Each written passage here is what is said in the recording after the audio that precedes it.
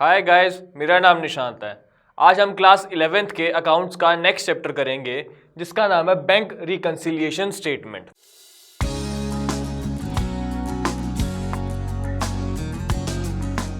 अब हम समझते हैं बैंक रिकंसिलिएशन स्टेटमेंट होता क्या है और हम क्यों बनाते हैं। पहले इसकी डेफिनेशन पढ़ते हैं क्या कह रही है। BRS, इसको शॉर्ट फॉर्म में BRS कहते हैं।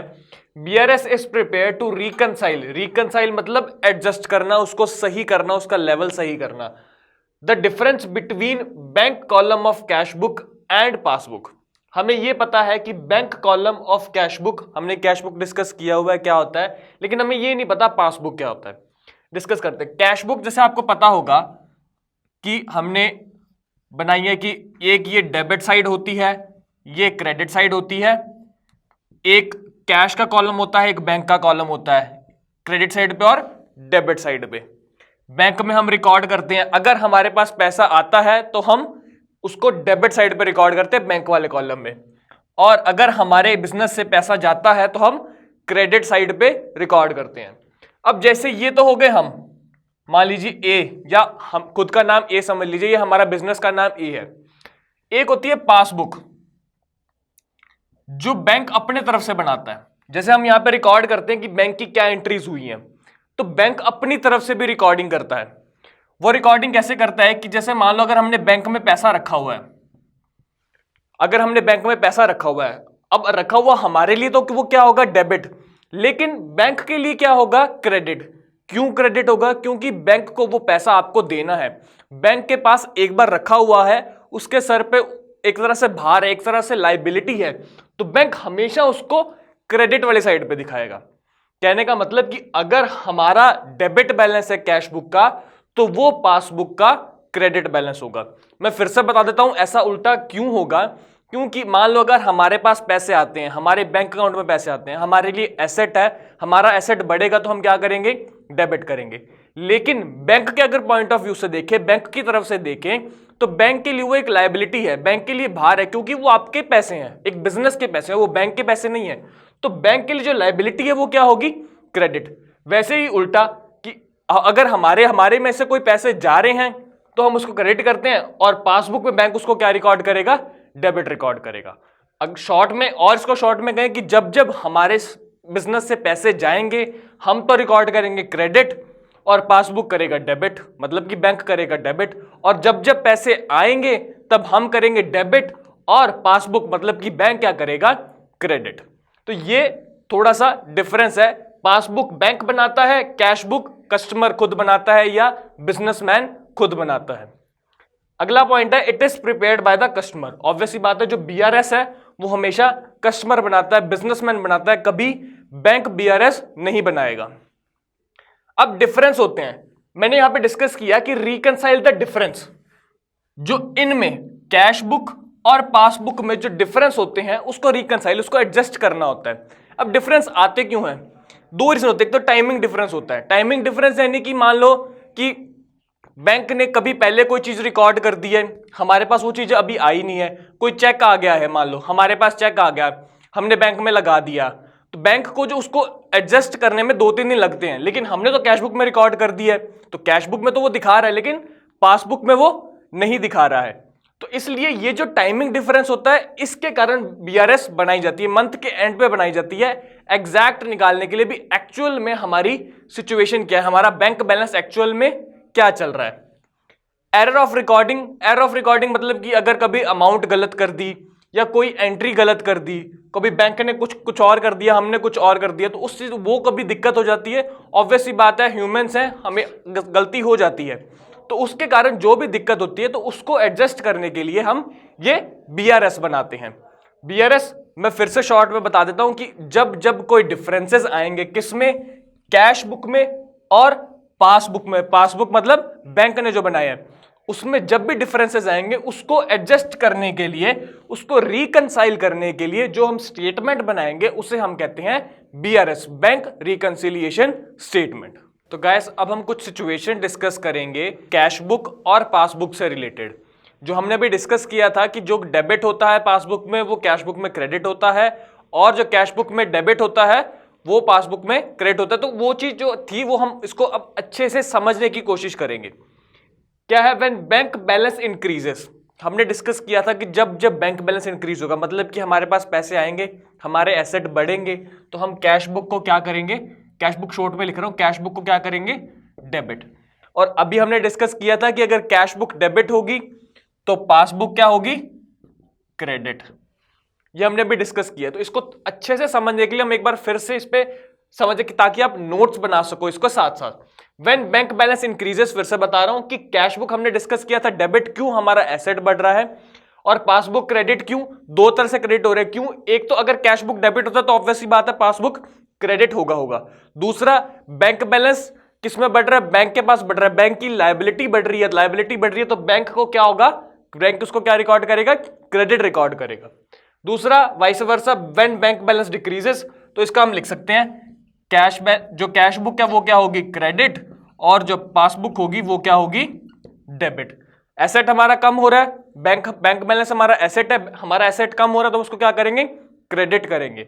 अब पासबुक को डेबिट कर रहे हैं क्योंकि जो बैंक था, जो हमने पासबुक बनाई थी, जो बैंक था उसकी जो लायबिलिटी है वो कम हो रही है, तो वो क्या कर रहा है, डेबिट कर रहा है। अब जो ये दो चीजें निकली हैं वो इन्हीं से निकली हैं, ये दो सिचुएशंस जो निकली हैं वो इन्हीं से निकली। क्या कहता है, credit balance in cash book is equals to debit balance in passbook. Credit balance in cash book यानी कि ओवरड्राफ्ट, हम ओवरड्राफ्ट डिस्कस कर चुके हैं क्या होता है, तो ये दोनों क्या होंगे, अनफेवरेबल बैलेंस कह सकते हो इसको। तो आपको क्वेश्चन में दिया जा सकता है या तो ओवरड्राफ्ट दे सकते हैं, तो आपको समझ जाना है कि क्रेडिट बैलेंस बोल रहा है कैश बुक का, या अनफेवरेबल बैलेंस दिया हुआ है तो या तो वो डेबिट बैलेंस होगा पासबुक का, या वो क्रेडिट बैलेंस होगा कैश बुक का। अब debit balance in cash book is equal to credit balance in passbook हमने अभी डिस्कस किया है। तो ये हमारे लिए क्या है, ये हमारे लिए फेवरेबल है, ये फेवरेबल बैलेंस है। कैसे, कैश बुक का जो बैंक हमारे लिए बैंक हमेशा क्या होना चाहिए, हमेशा डेबिट होता रहना चाहिए, हमेशा बढ़ता रहना चाहिए, हमारे लिए हमेशा एसेट बढ़ता रहना चाहिए, जो कंपनी के लिए अच्छा होता है, जो बिजनेस के लिए अच्छा होता है। तो जो डेबिट बैलेंस कैश बुक में बढ़ता रहेगा बैंक वाले कॉलम में, तो ऑब्वियसली बात है वो अच्छी बात है, तो हमारे लिए फेवरेबल है। अगर क्रेडिट बैलेंस बढ़ता रहेगा कैश बुक में तो हमारे लिए अनफेवरेबल है, और ये वाइस वर्सा। तो गाइस अब हम कुछ ट्रांजैक्शंस डिस्कस करेंगे जो एक्चुअल में आपके क्वेश्चन में आएंगी, और उसका मीनिंग डिस्कस करेंगे, मतलब उसका इफेक्ट क्या होगा, कैश बुक और पासबुक पे दोनों का इफेक्ट क्या होगा। और इन ट्रांजैक्शंस के बाद हम एक्चुअली में सीखेंगे कि बीआरएस बनती कैसे है। पहले थोड़ा और क्लियर होने के लिए हम इन ट्रांजैक्शंस का नेट रिजल्ट देखते हैं, समझते हैं कि इनका कैश बुक और पासबुक पे इफेक्ट क्या होगा, फिर उसके बाद उसको रिकंसाइल करेंगे, उसके बाद उसको एडजस्ट करेंगे। अब पहला है check issued drawn but not presented और क्लियर्ड। मतलब कि हमने चेक इशू कर दिया, हमने चेक बना दिया है, लेकिन बैंक में प्रेजेंट नहीं हुआ है या बैंक में क्लियर नहीं हुआ। अब इसको समझने के लिए ना, इन सभी ट्रांजैक्शन को समझने के लिए एक बात समझ लो कि मान लो ये पासबुक है और ये हमारी कैश बुक है। अब ये कह रहा है कि चेक इशूड, मतलब कि हमने कैश बुक में, हमारी जो कैश बुक है उसमें से चेक निकाल दिया, उसमें वो कम कर दिया है, लेकिन पासबुक में अभी क्लियर नहीं हुआ है। ये जो पासबुक है, ये जो बैंक वाला है, इसमें उन्होंने अभी क्लियर नहीं किया है, अभी प्रेजेंट नहीं किया है। तो यहां पे क्या पता चल रहा है कि जो कैश बुक में जब हमने ड्रॉ कर दिया, जब उसको इशू कर दिया हमने चेक को, तो हमने इशू किया है, तो ऑब्वियसली बात है कैश बुक नीचे जाएगी, कैश बुक नीचे जा रही है। तो कैश बुक और पासबुक में नेट रिजल्ट हम क्या कह सकते हैं कि पासबुक तो वही है, लेकिन जो कैश बुक है वो नीचे हो गई। तो हम ये लिख सकते हैं कि कैश बुक जो है वो तो नीचे चली गई, लेकिन पासबुक है वो एक तरह से इससे ऊपर है, या हम कह सकते हैं कि उसी स्टेज पे है। तो कैश बुक जब हमने चेक इशू किया, जब हमने ड्रॉ किया, लेकिन प्रेजेंट नहीं हुआ, बैंक में वो क्लियर नहीं हुआ है, अभी तक टाइम लगता है, 2-3 दिन लगते हैं, लेकिन हमने रिकॉर्ड कर दिया। तो जब हमने चेक जो बनाया, जो उसमें से लिखा, तो हमने उसमें कैश बुक हमने कम कर दी, लेकिन पासबुक अभी इसके मुकाबले अभी ऊपर है, ऊंची है। तो हाँ, कैश बुक नीचे चली जाएगी और पासबुक ऊपर चली जाएगी। Cheque paid deposited into bank, cheque हमारे पास कोई आया, हमने बैंक में डिपॉजिट कर दिया, बट नॉट येट कलेक्टेड और क्लियर्ड। मतलब कि हमारे पास कोई चेक आया, किसी ने हमें चेक दिया, किसी दूसरी पार्टी ने, हमने बैंक में डिपॉजिट कर दिया, लेकिन बैंक ने भी उसे क्लियर नहीं किया।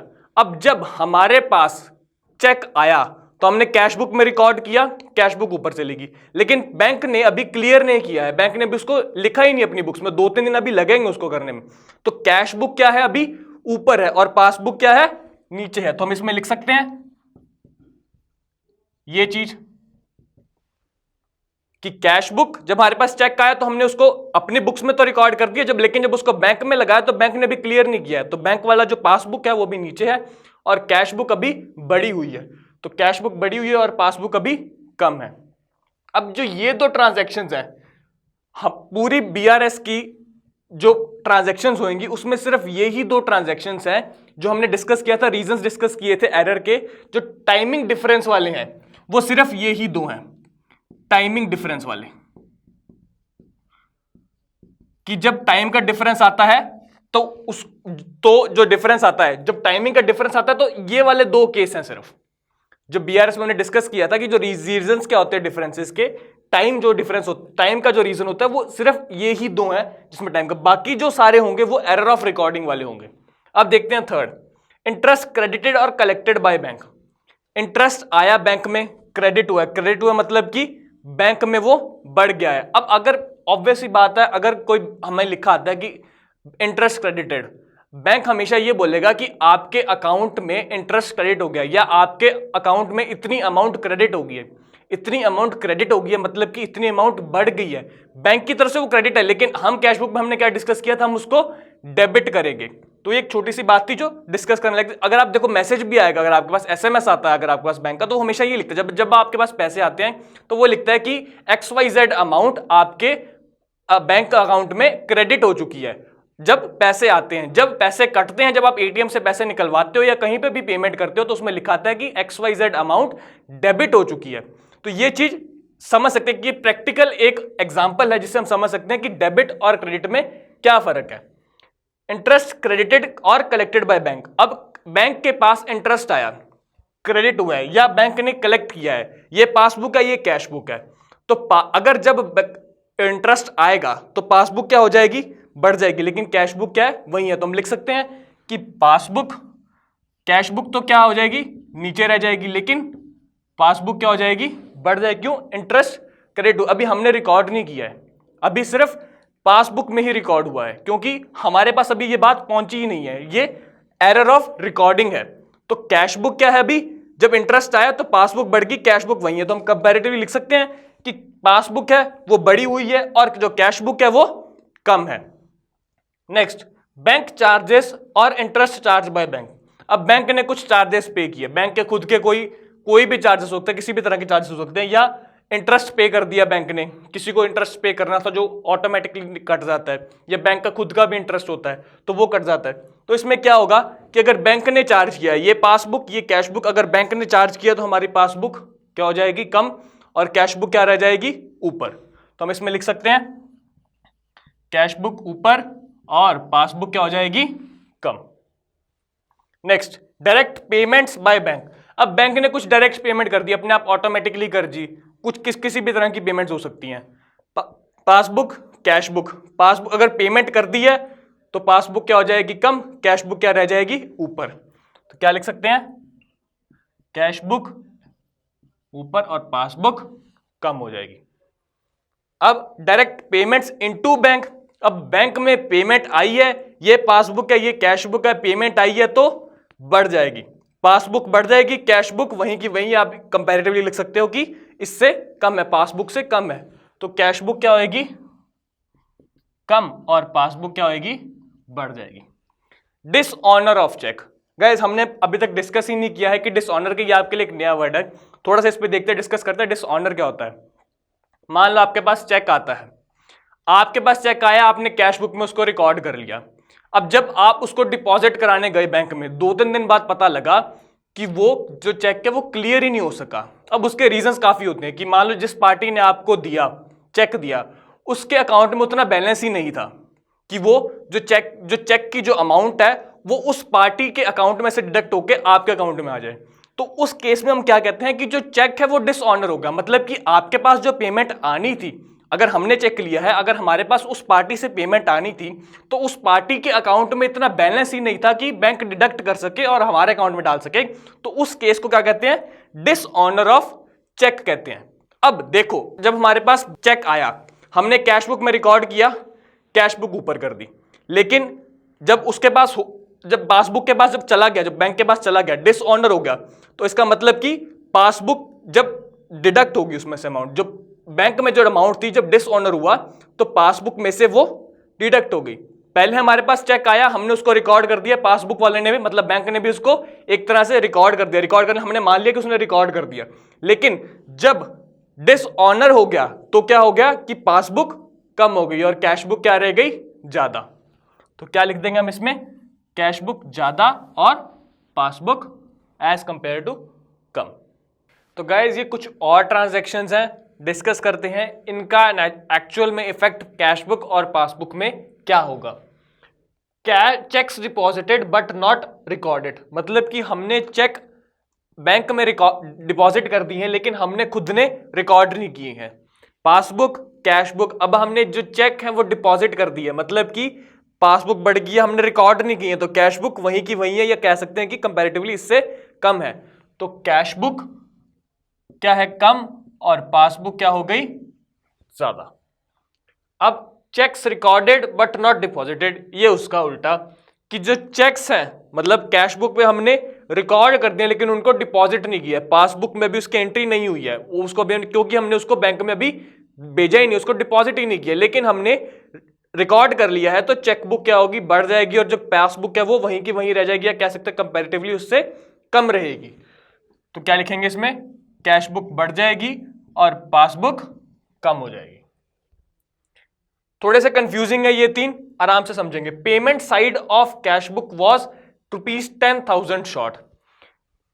Payment side, cash book, short, ये तीन वर्ड्स हैं, इसमें हमें ध्यान देना है। कैश बुक का जो पेमेंट साइड है, दो साइड होते हैं कैश बुक, एक डेबिट और एक क्रेडिट। पेमेंट साइड का मतलब कि क्रेडिट वाली साइड, कैश बुक का जो पेमेंट साइड है यानी कि क्रेडिट साइड वॉज शॉर्ट, 1,000 रुपए वो कम था, मतलब कि कैश बुक में हमने जो पेमेंट है वो कम दिखा रखी थी, हमने पेमेंट एक्चुअली कर तो रखी थी लेकिन वो कम दिखा रखी थी, तो इसका मतलब हमने कैश बुक क्या दिखा रखी थी, ज्यादा दिखा रखी थी। तो क्या करेंगे इसमें, कैश बुक ज्यादा और पासबुक कम, एज सिंपल एज दैट। कि पेमेंट जो थी कैश बुक में, जो पेमेंट थी वो हमने 1,000 रुपए कम दिखा रखी थी, अब पेमेंट कैश बुक में 1,000 रुपए कम दिखा रखी है, तो मतलब कि हमने कैश बुक 1,000 रुपए से ज्यादा दिखा रखी है। तो क्या है, कैश बुक इसमें क्या हुई है, बड़ी हुई है, और पासबुक क्या हुई है, कम हुई है।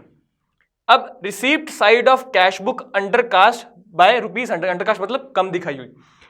कैश बुक की जो रिसीप्ट साइड है, मतलब कि कैश बुक में जो पैसा आना था उसको 100 रुपए से कम दिखा रखा है। कौन सी वाली साइड को कम दिखा रखा है, आने वाली साइड को कम दिखा रखा है। तो इसका मतलब एक्चुअली में हमने क्या कर रखा है कि कैश बुक को हमने कम दिखा रखा है, कैश बुक को हमने कम दिखा रखा है और पासबुक को हमने ज्यादा दिखा रखा है। कैसे, कि receipt side of cash book, फिर से देखते हैं, receipt side of cash book, जो कैश बुक का जो लेने वाली साइड है मतलब कि डेबिट वाली साइड है, उसको 100 रुपए से हमने कम दिखा रखा है। कौन सी वाली साइड को, रिसीप्ट वाली साइड को, इसलिए कैश बुक हमेशा, इसलिए कैश बुक क्या है, कम है, रिसीप्ट साइड को कम दिखा रखा है तो कैश बुक कम दिखा रखी है, और पासबुक क्या है, ज्यादा दिखा रखी है। Payment side of cash book overcast bye ₹100। अब जो पेमेंट साइड है कैश बुक की उसको हमने ज्यादा दिखा रखा है, पेमेंट साइड कैश बुक को ज्यादा दिखा रखा है, तो एक्चुअली में हमने क्या कर रखा है, कैश बुक को हमने कम दिखा रखा है, क्योंकि पेमेंट साइड को हमने ज्यादा दिखा रखा है। जो पेमेंट साइड है उसको हमने ज्यादा दिखा रखा है, तो एक्चुअली में क्या है, कैश बुक हमने कम दिखा रखा है, तो कंपैरेटिवली पासबुक क्या होगी, बढ़ जाएगी। तो गाइज ये कुछ ट्रांजैक्शंस थे और उनके जो नेट इफेक्ट थे कैश बुक और पासबुक पे वो डिस्कस किए हैं। अब जो बीआरएस है उस पे एक अलग से लेक्चर आएगा इसके बाद, उसको हम डिस्कस करेंगे भी बीआरएस एक्चुअल में उसको रिकंसाइल करते कैसे हैं, इन जो डिफरेंसेस को एडजस्ट कैसे करते हैं। तो इस वीडियो को यहीं खत्म करते हैं। Thank you.